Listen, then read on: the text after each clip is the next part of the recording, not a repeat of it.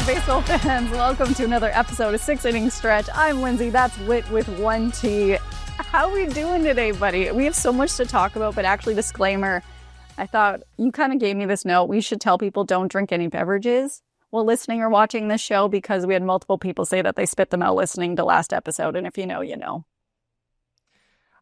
Yeah, I can't help you. If you can't control your beverage consumption, then that's on you. That's on you. I'm looking right at you. I know. I know. I spit my drink last episode twice. So it wasn't just me, though. I actually laughed at multiple people messaged our social media to saying like, oh, I spit my Diet Coke out or my coffee out listening to that, which is, hey, thanks for listening. You. Oh. You have an accent when you say two. Whenever you say the word two, you have an accent. Spell that. What word are you saying? Chew? T-O. Two? Yeah. Two? You do have a little accent on it. Oh, man, let's not get sassy this early. But I do feel like, oh, man, you are sassy. That we need to get sponsored by a therapist or like one of those mood ring companies because what kind of mood are you in right now? I don't want to talk about it. Right now, I'm actually like, I'm just getting over Saturday and my nights are shrinking like with the sleep because football's back. Sunday night football's back. Monday night football's back. Saturday night football's back. So my nights are later than they were. I mean, before football, I was in bed by like 9:30. Now it's like 11:30, 12. And my daughter decides she likes to wake up at like 5:30, 5:45 right now. And so as we sit right now, I'm on the verge of like right at the edge of being deliriously tired and my caffeine kicking in. So there's like this like sweet spot that I think we've hit the pocket of it. Oh, thank heavens. I never know what mood. What color would that be on the mood ring? That'd be garnet, because garnet represents Gamecocks, and that's like right where you need to be, except for... Do you want to be represented by that right now? No. We're definitely not right where we need to be right now. The mood for that is like dark gray or something.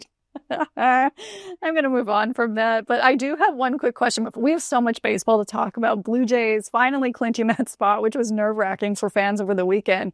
But I was out west for a good 40 hours. And on my flight, something happened that made me think of you. So I felt like you would have attacked this or dealt with it right away. The person in my row started to listen to music full blast without their headphones. And this is like about an hour left in the flight. Yes. And I was like, okay, this is weird. I'm on the aisle there on the window. And it wasn't even good music. It was like that like emo women stuff where it's like, oh my God, he broke up with me. It's like, please turn your freaking phone off. So I was like, they're going to stop. But they didn't. And it took about 20 minutes for somebody to say something. And it wasn't the guy beside me in the middle. We were laughing like, this person is such a jerk. How quickly would you shut that down? If you are on a plane and you listen to your music like without headphones in, or you're talking on the phone during like taxi or takeoff on speaker, when the plane's up, you deserve to have the door opened and be thrown out the plane. That is, what are we doing?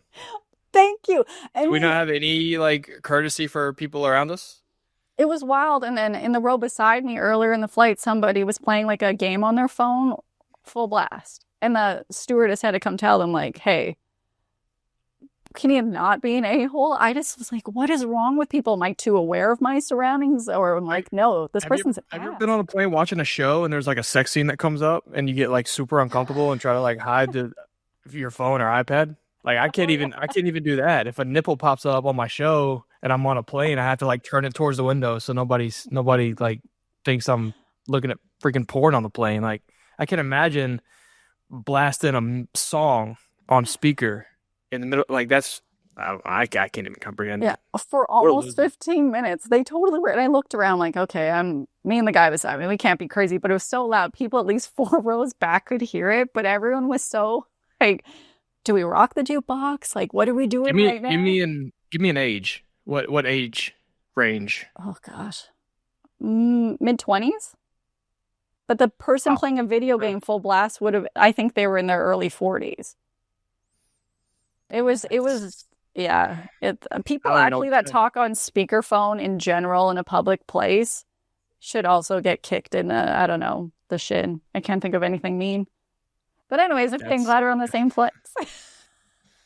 good segment. Good Yes. segment. Yeah. Listen, I just needed to know your thoughts on this. But yes, the Blue Jays, they clinched a playoff spot, and responsible adults, it's Monday morning. We don't have a guest on because any Blue Jays fan would know what the Jays did yesterday. They had a champagne and beer shower. So, Whit, let's get into it. It's time now for Extra Innings. And this is a moment that didn't come without any stress for Blue Jays fans, getting into them having that clubhouse celebration, something that you've experienced with the Jays. They did it in all places. Kansas City. We never call them just Kansas because I will get canceled. But as a player, what's that moment mean for athletes when you finally get there? It's just the culmination of such a long, grueling off-season, preseason, and season, just all coming together to meet one of the 3-4 goals that you have. That's just the first step. And so it's the first step in the longest time period that you've gone without, meeting a goal. Like the first step is to make the playoffs. So from the time the season before ends, all the work you put in the off season, all the work in spring training, and then the long, grueling season that you just played and still playing, that's the first step. And so to me, it's the sweetest. Well, I've only done a couple of them, but it has to be the sweetest one besides maybe like winning the World Series. Just because you've gone so long and gone through so much, you get to let it all out and celebrate and feel that, okay, we've taken that first step, we've accomplished that first goal, and now we know something's waiting for us at the end of the season. And so it's a great feeling. And I'm sure those guys had a great time. And shout out to the visiting clubbies in Kansas City, Bug and Tyler and all those guys that are over there and having to deal with cleaning up all the champagne and the carpets and the ceilings and the walls today. I feel for you. I'm sorry, guys. It's such a rank smell. And I'm going to have our first call out of the show. Zach, hey, we have a producer filling in. So there we go. Can you hit play on this?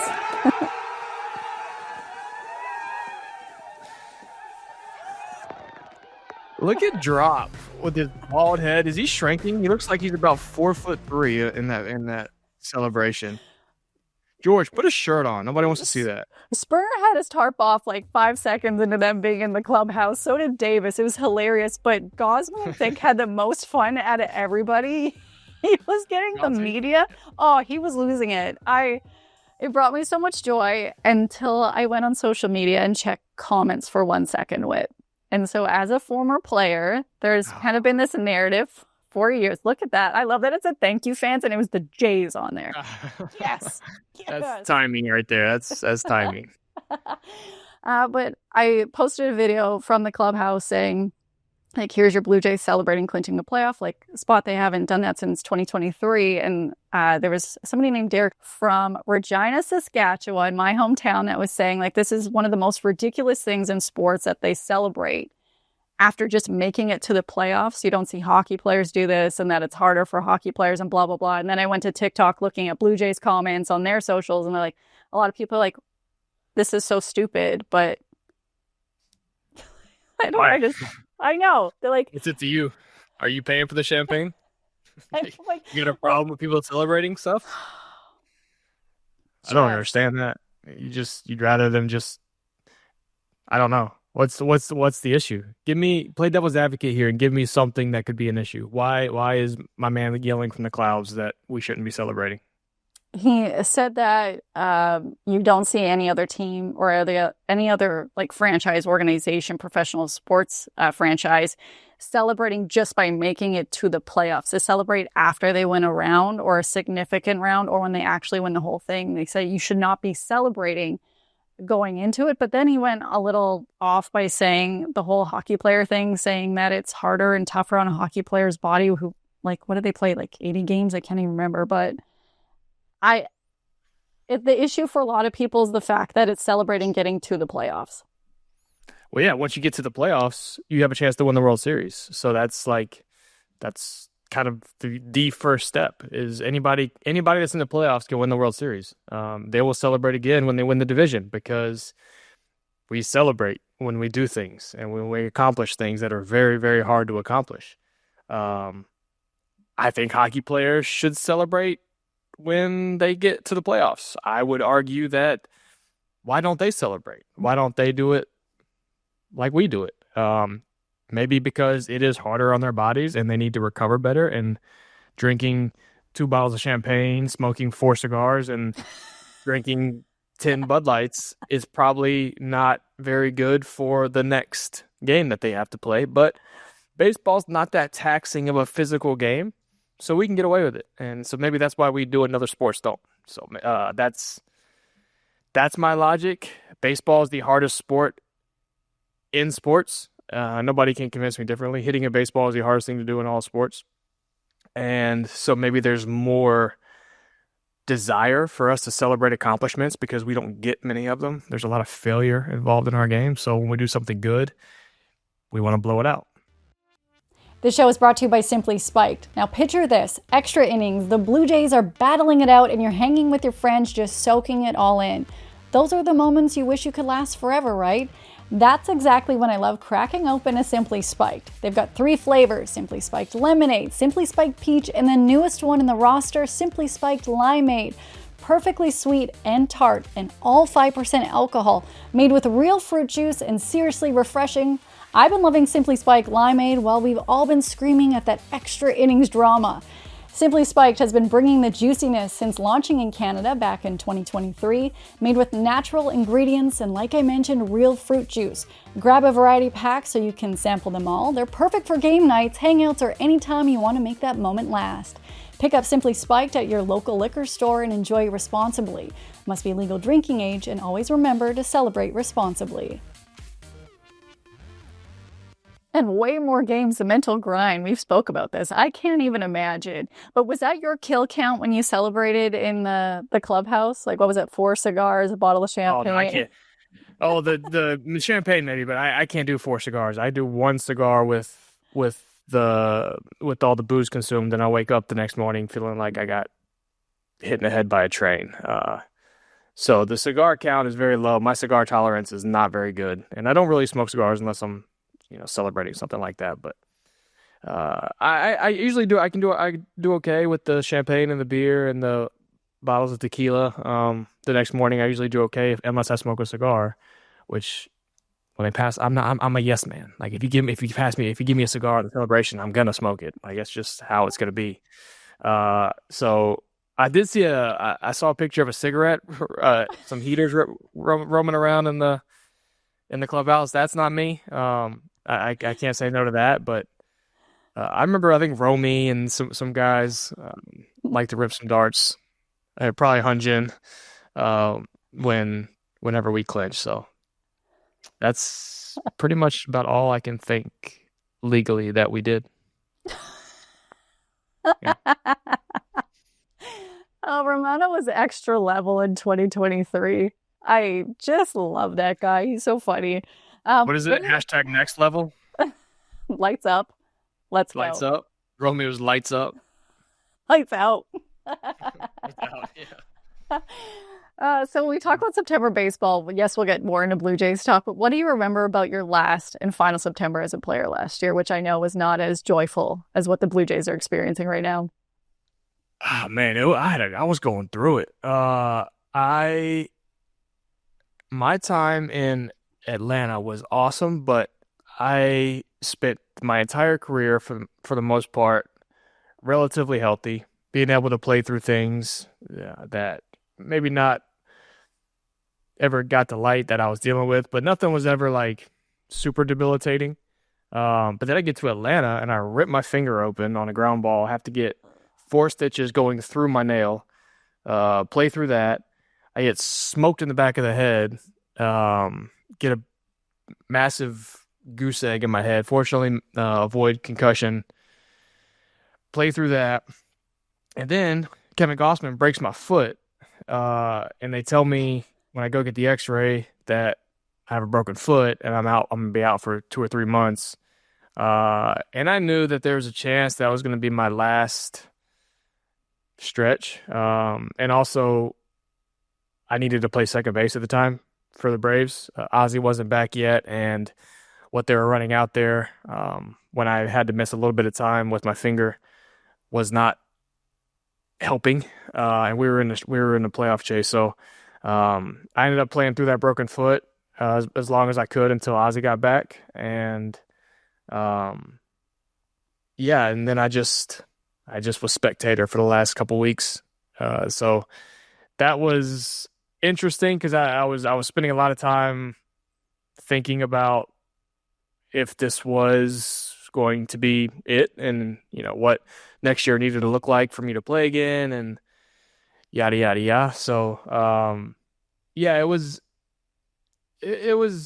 enjoyable because we were in a playoff hunt, and I really enjoyed my time with the Braves. I loved the team and the city, but it was weird, yeah, because one, felt like I was always hurt, but still playing, and I was doing actually okay with the Braves. Not great, but okay, good enough to contribute, and uh, yeah, it's just kind of a weird September. But looking back on it, I have no like bad memories, just weird ones. Well, this September seems like it's been pretty good to you. Minus, we won't talk about football. You've been playing a lot of golf. You get to hang out with me and today's Zach. A lot of Blue Jays fans loving you. But when we look at this Blue Jays season, and now they have the chance to clinch their division title for the first time in a decade, did you think the Jays would be in this spot? Because I'll tell you, at spring training, I fully believe like they're going to win the World Series. But then when Vladdy didn't sign, the beginning of the season was rough. I was like, oh my, what are we doing here? So I lost faith for a second, but I'm fully on board since May. Yeah, I mean, I at the start of the year for the Jays, I was definitely optimistic that they could have a chance to play in the postseason. I wasn't sold that they had a legitimate chance to win the division. Just because you bring in a Santander, he gets off to a bad start, he gets hurt. Jimenez isn't playing great, which has always been puzzling to me because he has such a beautiful swing. Like I don't he. He'll put it together one day. He just hasn't quite done it yet. So he's those are your two big pieces that you brought in, and they're not doing great. And then George gets hot, Bo gets hot, Vladdy gets hot, and then everybody else just sort of starts filling in the pieces, coming up with big hits. You got Barger hitting big homers, and Ernie playing great, and Lukey stepping in, and Miles Straw doing his thing, Varsho. When he missed that chunk of time with his hamstring, but he's having a great year. Kirky getting back to what Kirky does. Heineman coming out of nowhere having a great year. Like guys just sort of started playing up to their potential, and that's what you got to have when you go on a run like this. Is guys, you don't necessarily need guys to have career years. You just need guys to play to their potential, and that's what's happening, and that's why the Blue Jays are where they are, and the Yankees are where they are, and the Red Sox are where they are. So did I foresee it? No. Am I surprised? Not, I wouldn't say surprised. It's just credits to the guys for playing how they know they could play and having good years. Getting to this playoff spot, the last 5 games or last 2 series, it was not stressful time for Blue Jays fans. I don't even want to talk about the Friday game, the first game of their series against Kansas City, because it was rough. It was rough. But there's a lot that can still happen. We're taping this on a Monday. Do you think that they'll go the distance and clinch the division? I think so.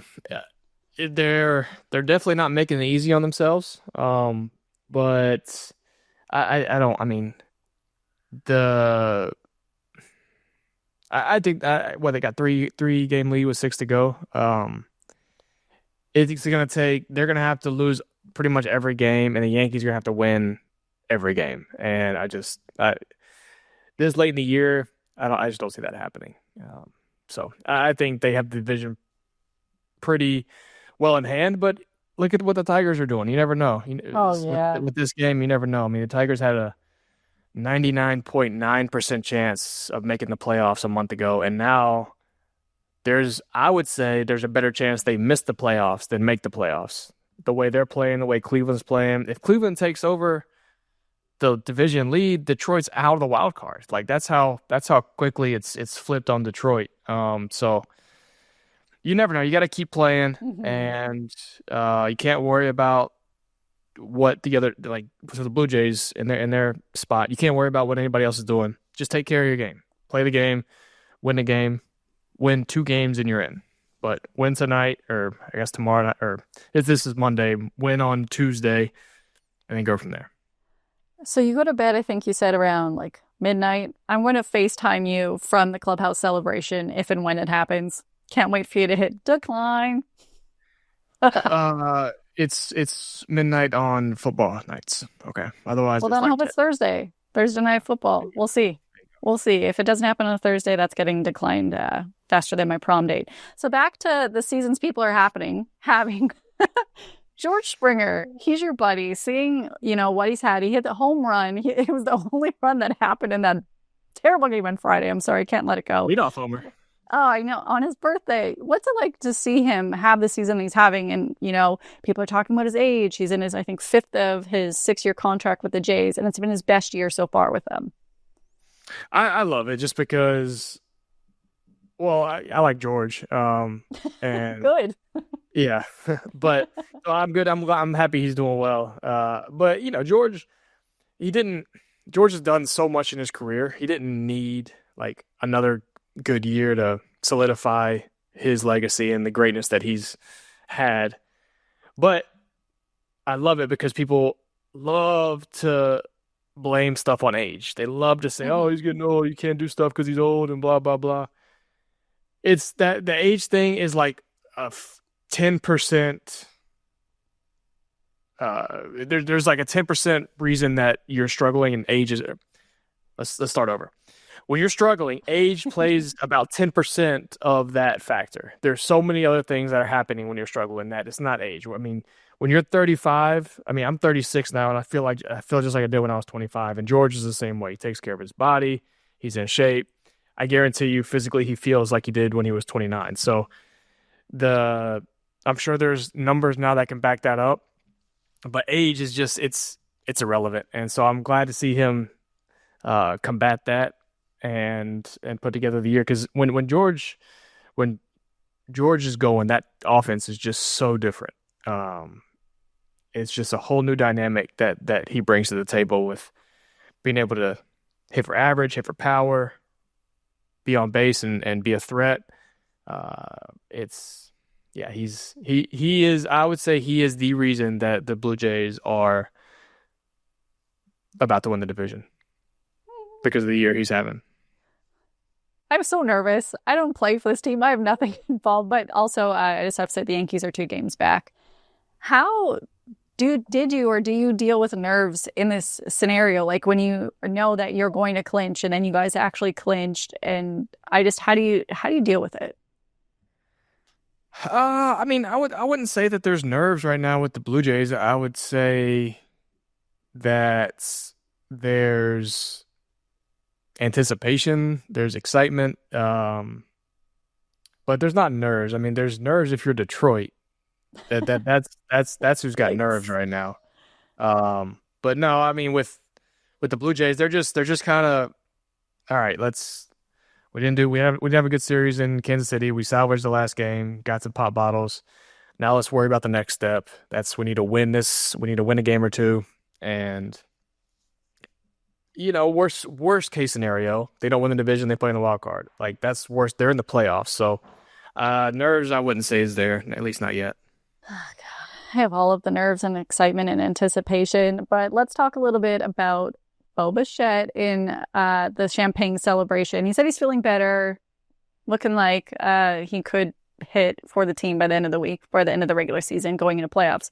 But I really liked, he said, about this team's camaraderie and chemistry. He made sure to single out Miles Straw and Ernie Clement for them kind of bridging the gap between some of the players.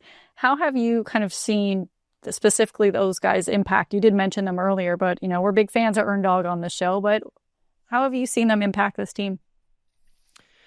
Well, I don't know Miles, so I can't really speak on what he's done or brought. But Ernie, I think I said it when we talked to Ernie, is he's so unique in the sense that he's kind of a utility man. He's a super utility guy.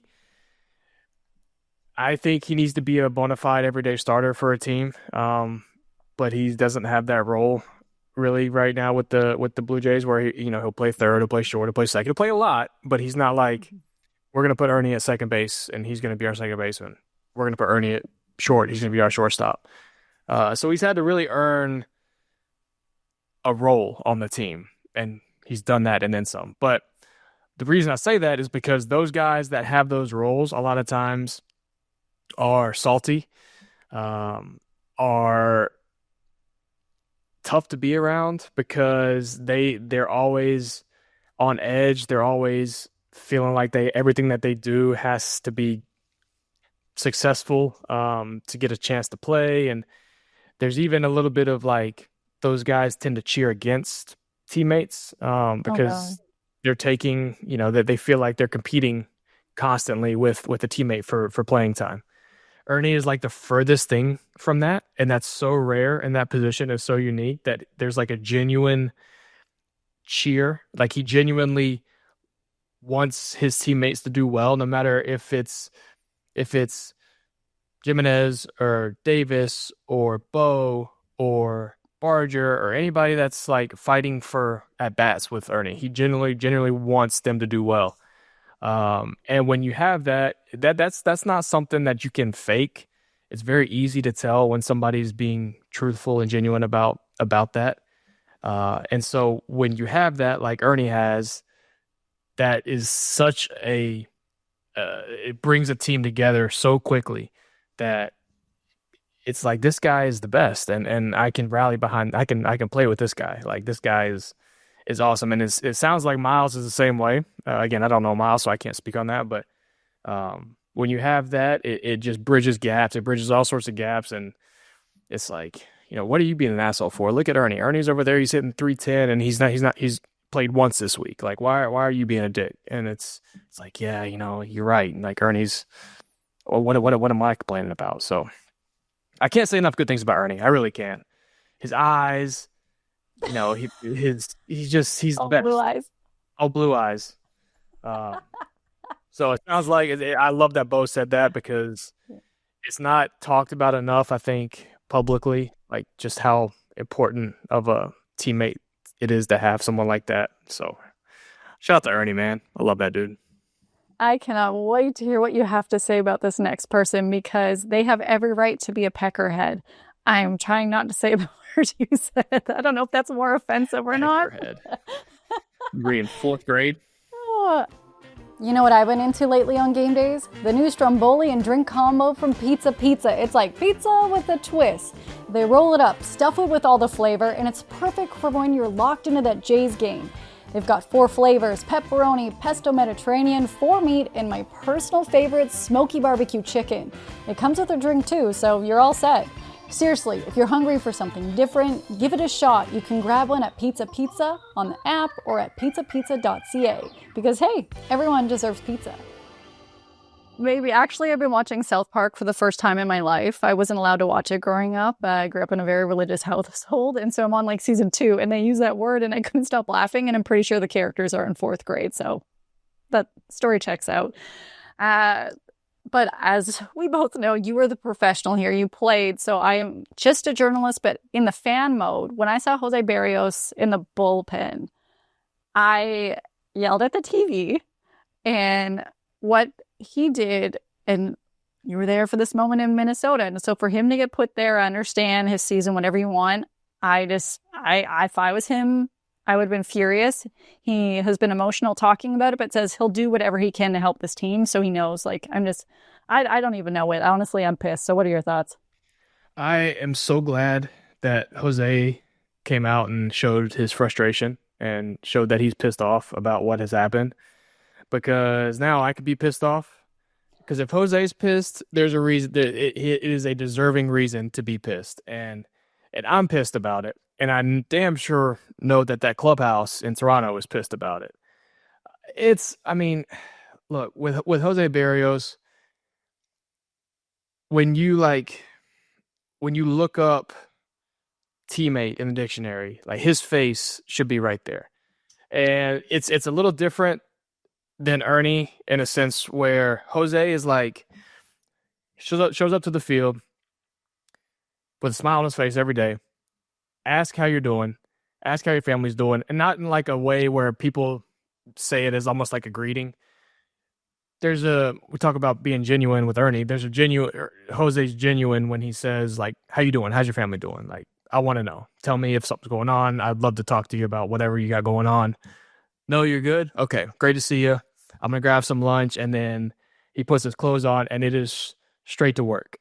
Every single day, that man steps into the locker room. That man is doing what he can to be a better baseball player, to help his team, and to be a better teammate. There's nobody that I've ever played with that works harder than José Berríos, whether it's in the weight room, whether it's on video, whether it's tinkering with his pitches with Pete, whether it's figuring out why am I getting hit here? How can I adjust there? How can my pickoff move be better? Can I be a better fielder? There's nothing no stone goes unturned with José Berríos when it comes to being better every single day of his career that I've seen. When he came to Toronto, he had a tough start. All right, it wasn't great.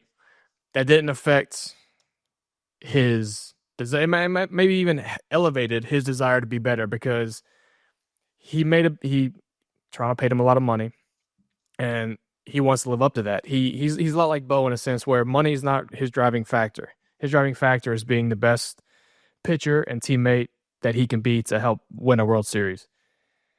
And when you have a guy like that and you see that and then you see struggle and then you see success, 2023, sub 4 ERA. 2024, sub 4 ERA.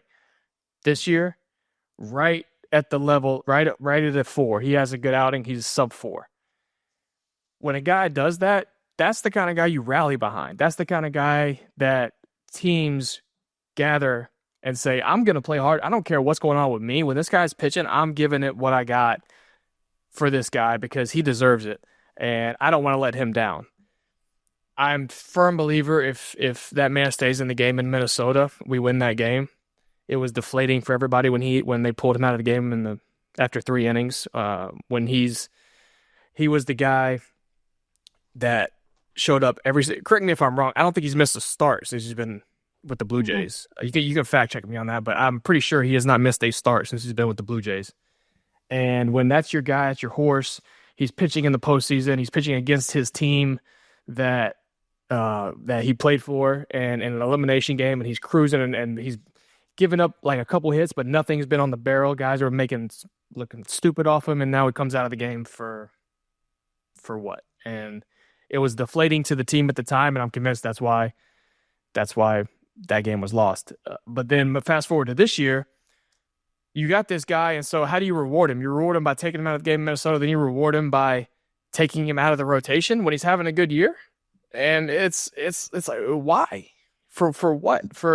To give a rookie a tryout to see if he can be in the postseason? You're going to take that? You're going to hurt Jose? You're going to take him out of the rotation for that? That makes no sense.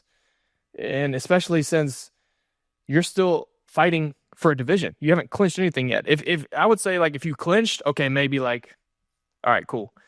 But why would you do that? Why would you take him out for a rookie? Like make a 6-man rotation or do a piggyback thing or something. And I just, it's something that frustrates me. This is the shit that with analytics that drive me nuts, drive me up a wall.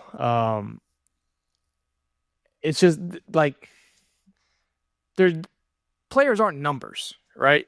Players aren't numbers. Jose is he's a machine, and that's his nickname is La Máquina. Like he is the most beloved guy in that clubhouse, and when you hurt him, you hurt everybody in that clubhouse. And I hope it doesn't, linger with these guys. I think Jose won't let it.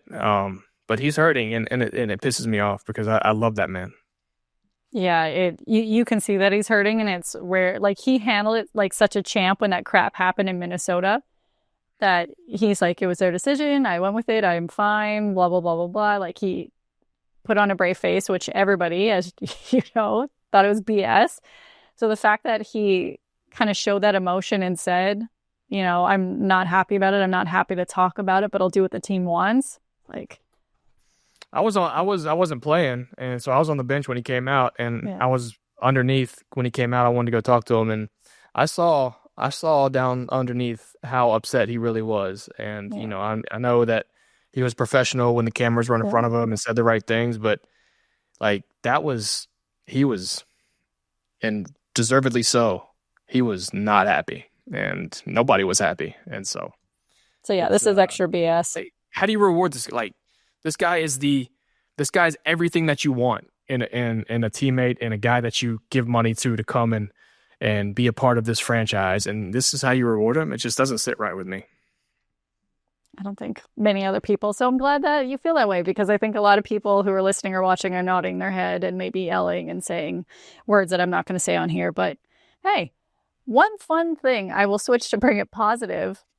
Maybe not. We'll see. Is that I actually sent you a photo of the Jays. Like, they have like some stats and stuff, and you were on there. The last time 3 bases were stolen in a game by a Blue Jays player was May 13th, 2023 versus Atlanta. When it comes to stolen bases this year, the leader, Tampa Bay Rays, with 187. How many bases do you think the Jays have stolen this year? Which includes one from Alejandro Kirk. I'll go with even 100. 74. Ooh, they are 28 out of 30 MLB teams when it comes to stolen bases. So when you want to see aggressiveness or whatever it may be going into the playoff, we'll start off with one thing you like to see the Jays improve on. Obviously, we know offense. What do you want to see them change going into the postseason? Well, they got to get their bullpen going, and they got the guys to do it. They got to find some success, and they've been pitching better lately. But those guys got to have some confidence, because in the playoffs, that's when your bullpen needs to start carrying a little bit of load. Because when your starters kind of gives those first signs of trouble, which it's actually the one thing I agree with. I don't agree with it in April, May, June, July, August, but into September, October, when games are really important, that's when your bullpen needs to be fresh and start carrying a little bit more brunt of what's going on. And hopefully they're feeling okay. Hopefully they're getting some confidence back and they can start having some success. But the bullpen's the big thing for the Jays. Obviously the offense needs to score a little more runs than they have been. But the bullpen's got to step up. This is very random, but I don't know if it's true. But I heard someone say that during like this time of the season, pretty much early September, mid-September, and I know some of it has to do with back to school for families, but players will kind of distance themselves from their family in a nice, polite way, just so that they can get locked in. And some people, like, they'll see their spouse's family at the beginning of the month and then not until playoffs are done. Is this true? I think a lot of that just has to do with kids. If you got kids that are in school, kids go back to school, and so that's becomes the case where, if your family's with you all summer and September comes around, it's time to go back to school. Yeah, you're not going to see them as much, but I would say I've never seen somebody tell their wife or kids like, "All right, y'all go home. I need to just worry about baseball for now." I haven't seen that. Okay, we're going to add that to the fake news department. And this is not fake news, but the Jays are the first NAL East to reach, or the American League, to get 90 wins. But it's looking like we might have a second consecutive season of no team reaching more than 100 wins. Like the Brewers, I think they might be able to sneak it out. Some people online, the old lovely online world, are saying that this is terrible for the game, that a team will, again, not reach 100 games. What are your thoughts? Wins, rather. I think this is kind of what we were hoping. our last CBA is to have more competitive teams. That seems to be trending. We've had multiple years in a row now without 100-win teams. I like that, but I also don't want teams to use that as a reason to not go and get players. Like, oh well, we can win with what we got. We don't need to spend money to go, get free agents and make moves and stuff like that. I don't want that to happen, but I am glad that there's more.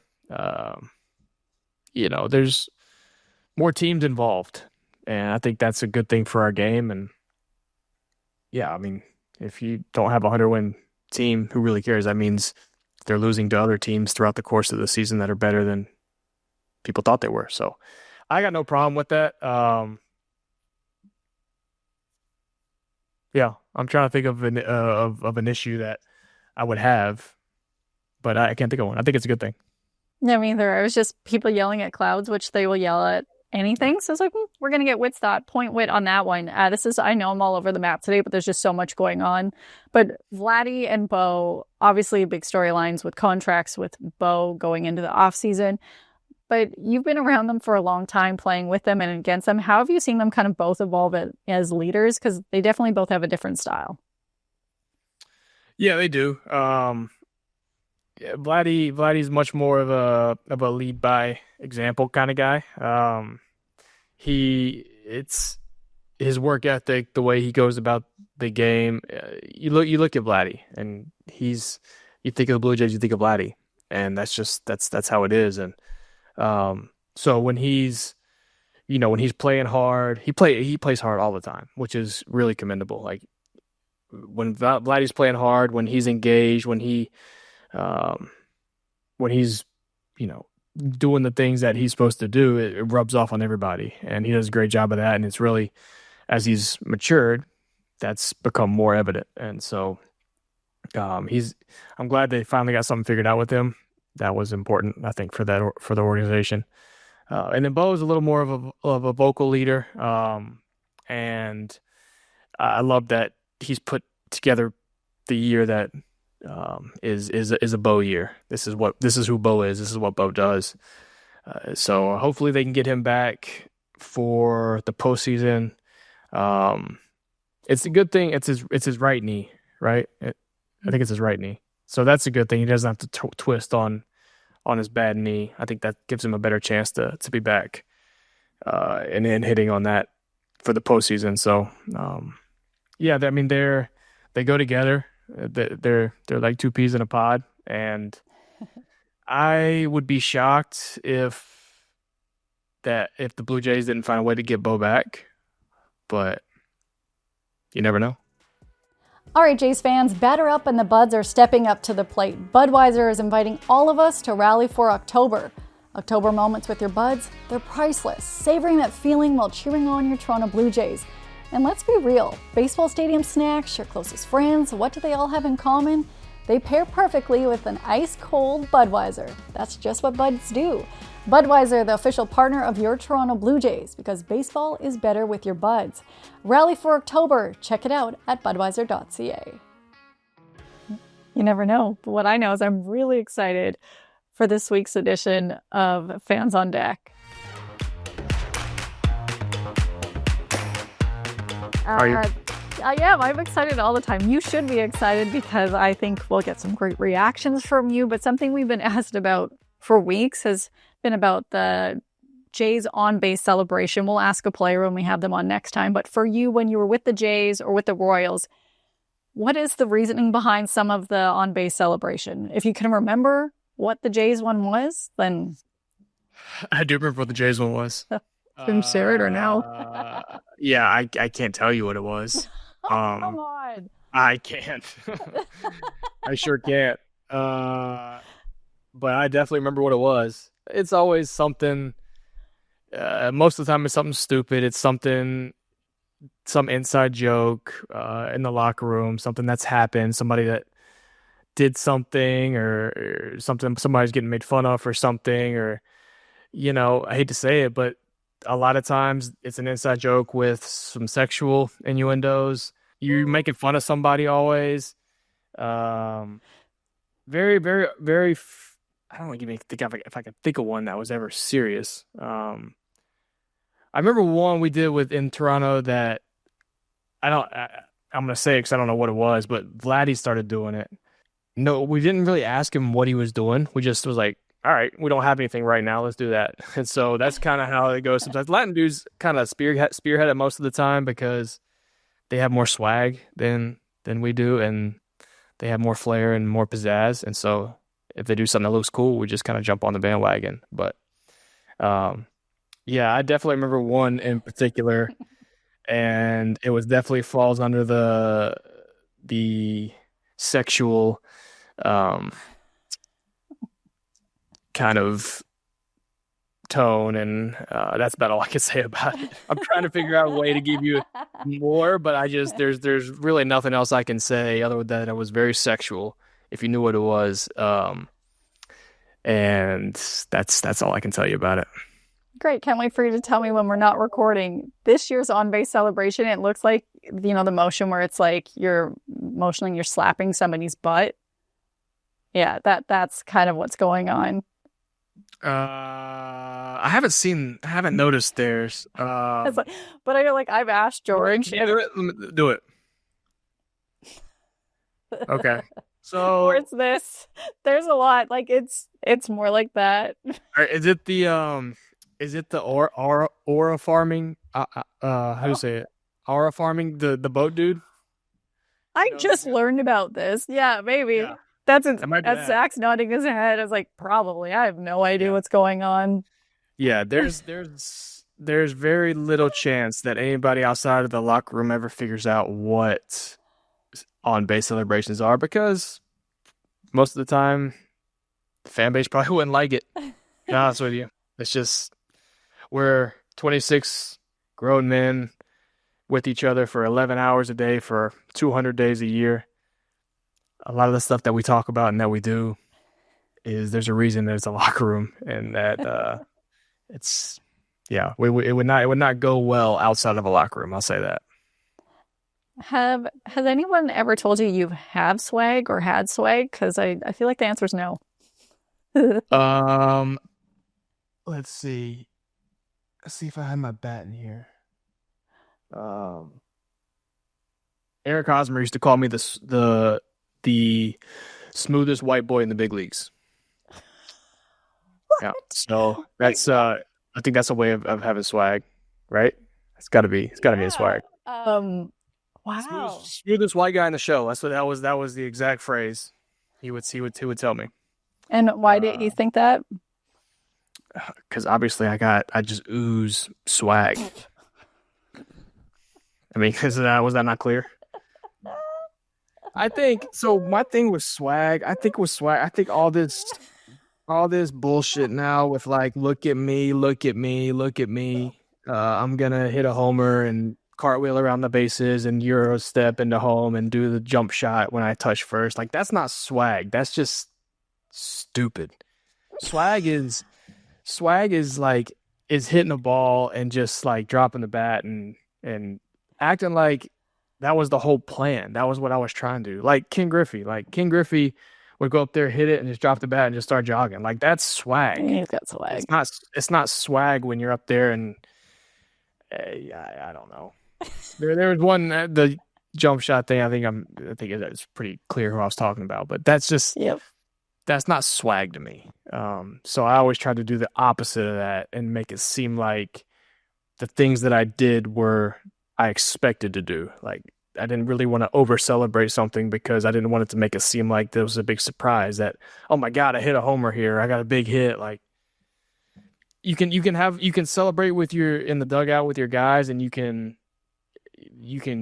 fist pump and do stuff. But like, when it's over the top, it's corny. I don't know, but I think I might be in the minority on that opinion, but that's how I always view it. I always viewed it, and so just how I am. Smoothest white guy in the show. Put it on my gravestone. Also put it in the comments. Thank you to everyone who sent in photos or comments on whether it be YouTube, Instagram, TikTok, calling Whit nice and spelling his name wrong intentionally. It brought me way too much joy. So now I think call him that's smoothest white boy.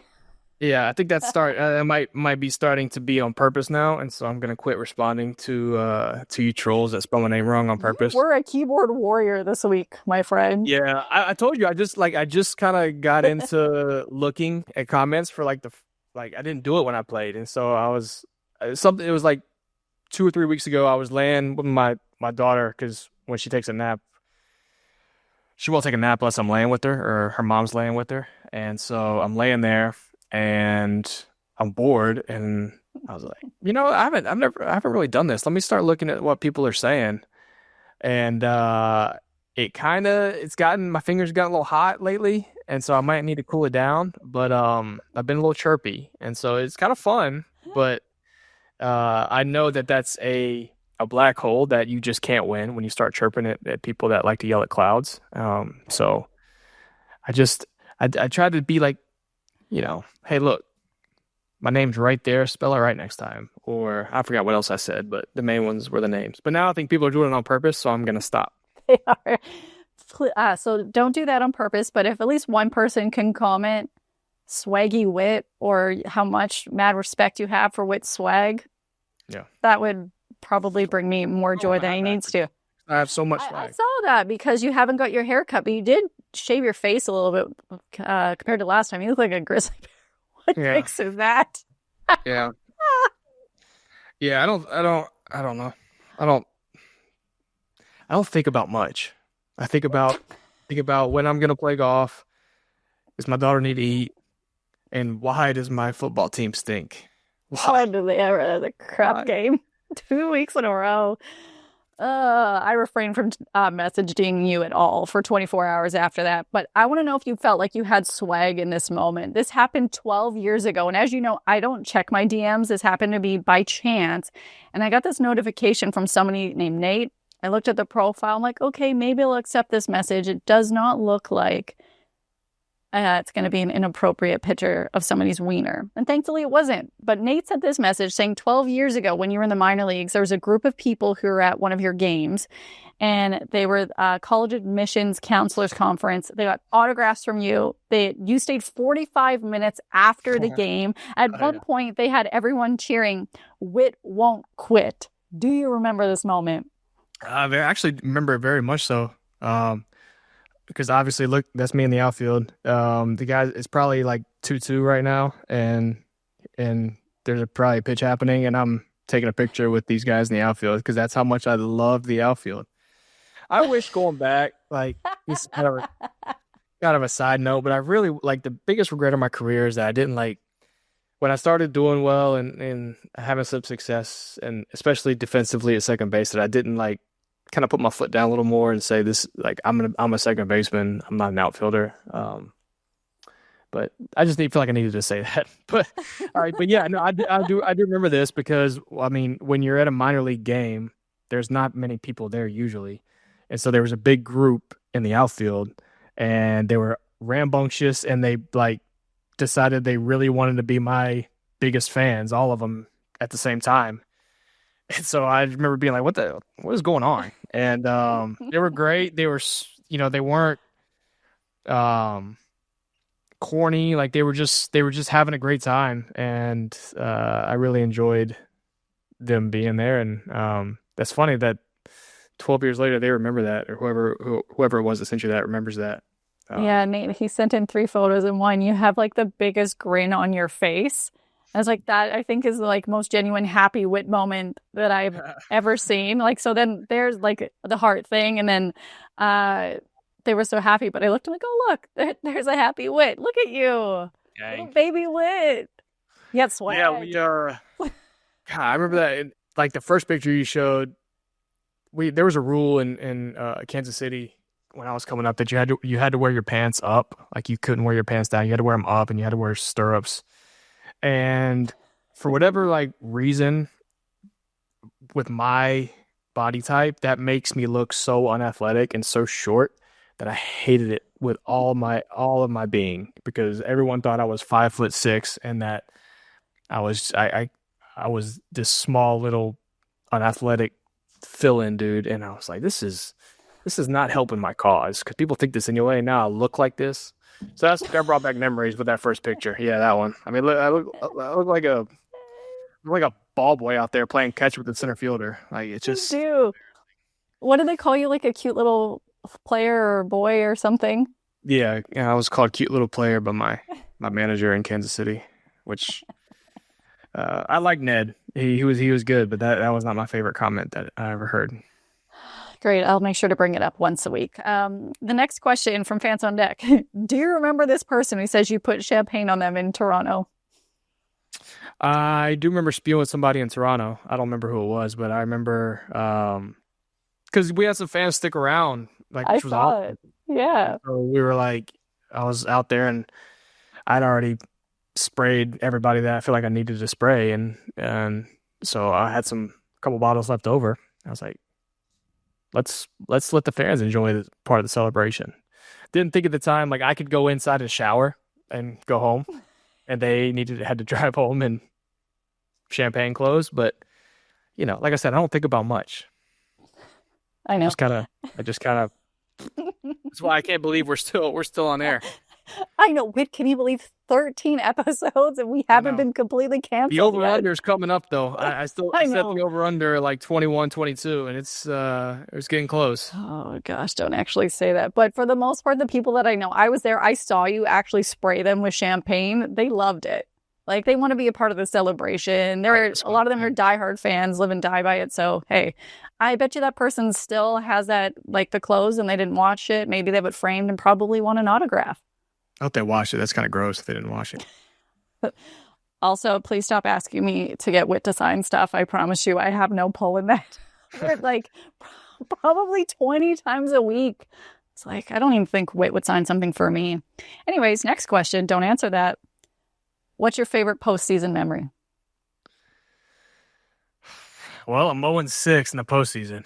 So, I'm sorry I laughed because that beats me. Yeah, not great. Honestly, it's the first game with the Jays. Just I know we got shut out and it wasn't a good game for us, but just the feeling like early in the game of the energy from the Rogers Center, and it was an energy like you don't feel your body when you're out there, and that's going on. And I haven't.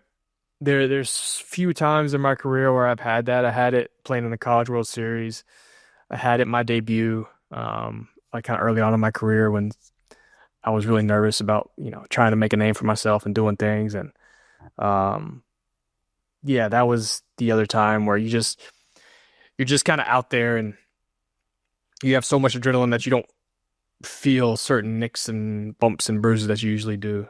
It's harder to describe. It's such a, you're so like, I remember being when I was done being so tired, not from like physically, but mentally, because you're so focused on every single moment that's happening throughout the course of the game. And that's, I think I've made it clear that's a rare occurrence for me. So after the game, I was very mentally drained, but it was awesome. And I wish I could do it. It's like, imagine it's like a rock star, like going on stage and doing it and then having a letdown, like when you're not out there. That's why they're all druggies. I'm not a druggie, but I would love to get that adrenaline that I had in the postseason just pumped into me every day. That's how I feel after every podcast. I'm on such a high, and then it's just such a letdown in life after.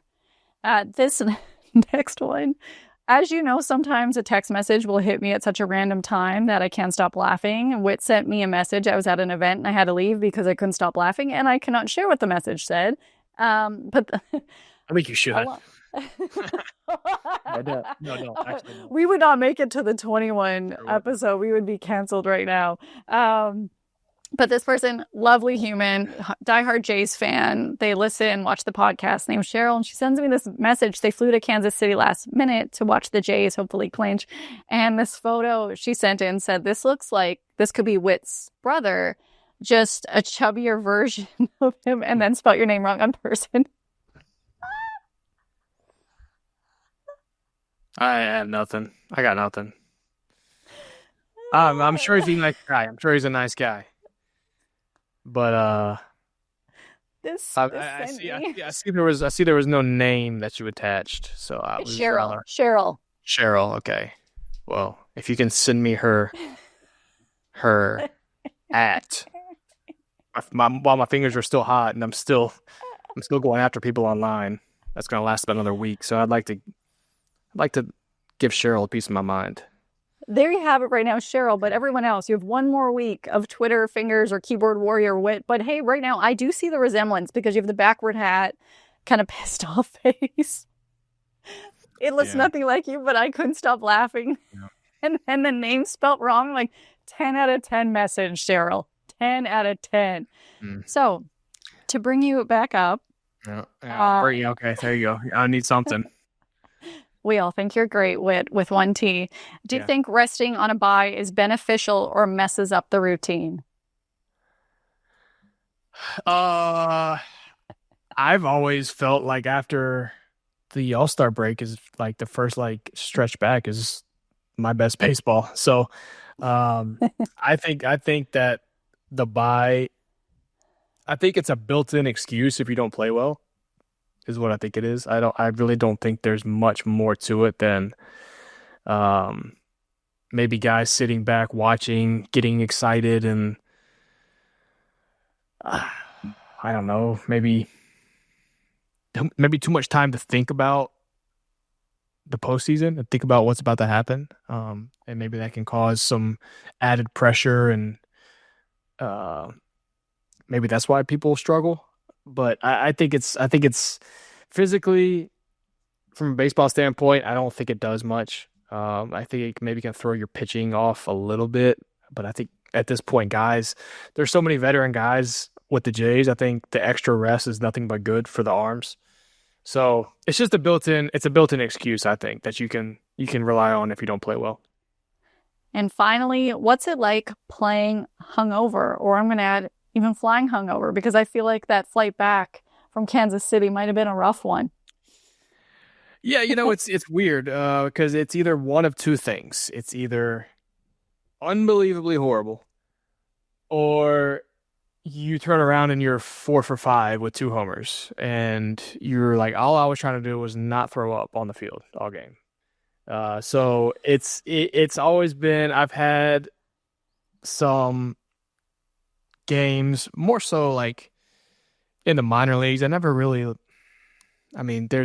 maybe once or twice where we tied one off during the season when we really needed to as a team. It's never like just sitting in your room, just emptying the mini bar in your room by yourself. There's usually a reason that you're doing certain things. And there's one or two times that I've done in the big leagues where, like I said, it needed to be done as a team for numerous reasons. But those times, I feel like I had one good game and then one bad game that I can remember. But in the minor leagues, there was times where I think there was a time like I said, I went 4 for 5 with 2 homers. I had a Wow. 4 stolen base game, I think, when I was running. I could feel the night before jiggling, like in my stomach, like I could feel the sloshing of the tequila and beer and everything mixed in as I was running, but I somehow stole 4 bases and made it alive through the game. And it's like I said, baseball's not that physically of a demanding game, so you can get away with certain things that you shouldn't do all the time. But you listen to stories, listen to anybody that played in the 1990s, 2000s, and before, and there are countless number of stories where David Wells threw a perfect game where he rolled in the night before at 4 a.m. So it's part of our sport. It's, again, not something that happens all the time, but sometimes there are nights where something's going on with the team, you're struggling, there's some tension, and you're like, you know what, guys, let's go. Like, we're gonna go to dinner, we're gonna go out, we're gonna have some fun. And usually stories happen that you talk about that become base hit celebrations. And that's how that stuff starts. And that's how camaraderie starts. And that's how good teams become good teams.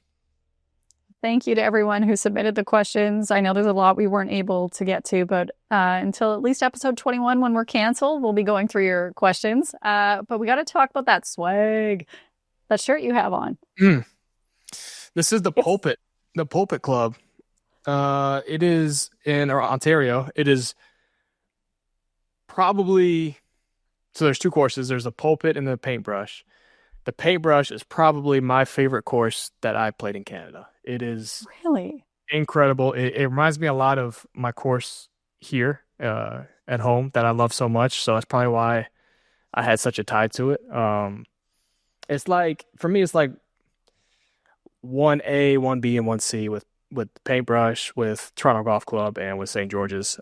But I love the paintbrush, and this is, I think the Pulpit Club, there's a pulpit course and a paintbrush, but this is the Pulpit Club course, and there's more sneaky good golf in Toronto than I realized. I never realized there's so much good golf in Toronto, and every time I go back and I've met a lot of people in the area now that I like to play golf with. They're like, "Oh, have you played here? Oh, have you played here? Oh, this place is great. You got to go play here." It's like a new course every time I talk to somebody. So, shout out to Toronto Golf because it's sneaky. It's under the radar, and I love it. Did you play wooden sticks? I can't remember. Wooden sticks? No, I did not. Oh well, guess what? I did, and you didn't. Shout out to me. Yeah, no big deal. Did you play or did you ride around in the beer cart and? No, I played. I was in a golf tournament that had Dr. J in. Oh, I just figured you were the beer girl. Sorry, I didn't know you actually played. See, this is the kind of things that just kind of come out, and people are gonna be like, "Oh, you're so, I can't believe you said that." When I called you chick, like. People were shook, whereas I'm laughing. And the word that you called me last week, did I ever get messages about it? So don't say it again because I don't want to get a 4-page scroll from my mom. But I laughed at it. I thought it was funny. Anyway, Swag Daddy, tell the people. I'm never calling you that again. Tell the people. Oh, God, I'm not calling you that. Tell the people what to do right now. The people need to press the heart, press the thumbs up, press the subscribe.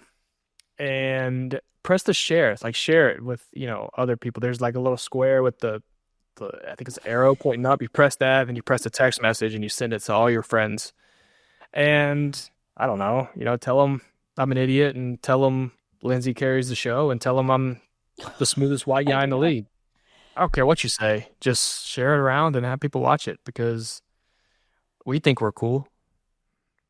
I think we got mad. So we're the two most non-smooth white people to be on a podcast is what's happening right now.